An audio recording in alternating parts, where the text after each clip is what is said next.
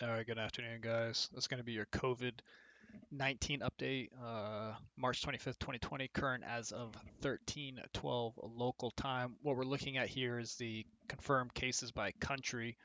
So I want you guys to focus on the percent growth over here.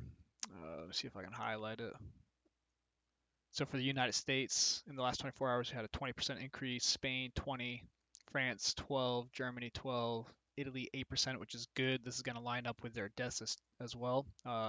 Italy is starting to kind of flatten that curve. United Kingdom was 2%. I don't know if that's accurate. We're going to check that tomorrow.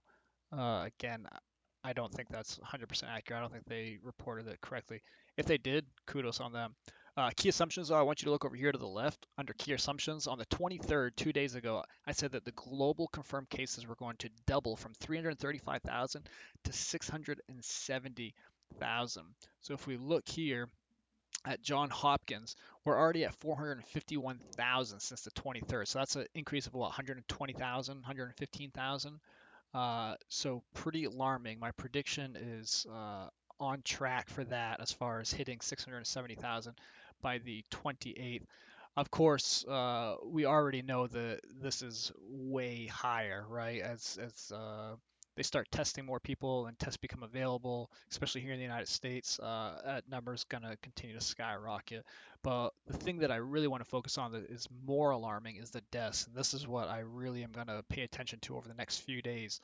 Don't mind the total estimated infected 14 days ago. I'm still trying to track this appropriately.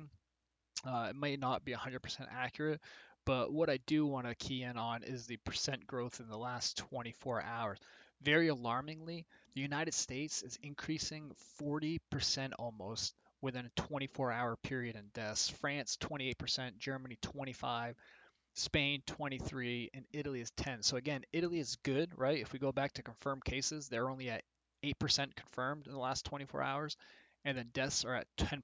So again, they're starting to flatten out a little bit as we see here. They're yellow. That's starting to kind of flatten, right? We're seeing that kind of mimic mainland China and kind of Iran at that same kind of time frame. So kudos on them. The quarantine seems to be working. Alarmingly, though, Spain is increasing.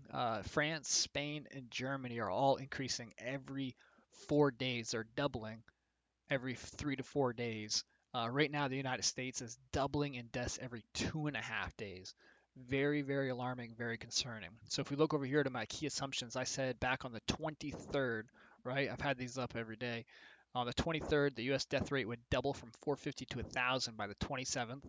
So we're already at 827 on the 25th. So in 2 days, I think that's very likely we're going to hit that prediction. And then Italy death rate doubles from 5,400 to 10,000. Again, I think we're going to hit that one too on the 27th. So we're going to keep track of these key assumptions. On the 27th, I'm going to update those and kind of see where the predictions are heading at that point. If the U.S. death rate is still doubling, if it's tripling, if it's doing it every 2, 3, 4 days, whatnot. So hopefully the days get longer, right? Hopefully we're not doubling every 2 days at that point. We're doubling every 3 or 4 days. And we're getting under control. I know Ian wanted to see the increase in states. What's interesting is that most states are at 15 to 20% increase. The only one that's not is Florida. So again, we'll keep track of that. I was just reading something about how Florida is testing a lot of people, and a lot of their tests are coming back negative. Like 88% of their tests are coming back negative. So that's a good thing. It could be the residents of Florida stayed in during spring break, and everybody from every other state went out to Florida on spring break, and now they're bringing them to other states. So we'll track that. But very curious. I want to track this to see if that continues to stay right around that 15 to 20% for all states, because that could be indicative of how fast the uh, cases are, right? If it's always going to be like a 15 to 20% growth in the population and how it's actually spreading. But yeah, again, the one that's most alarming is going to be the deaths. So we'll track this closely and we'll see what kind of happens over the next few days.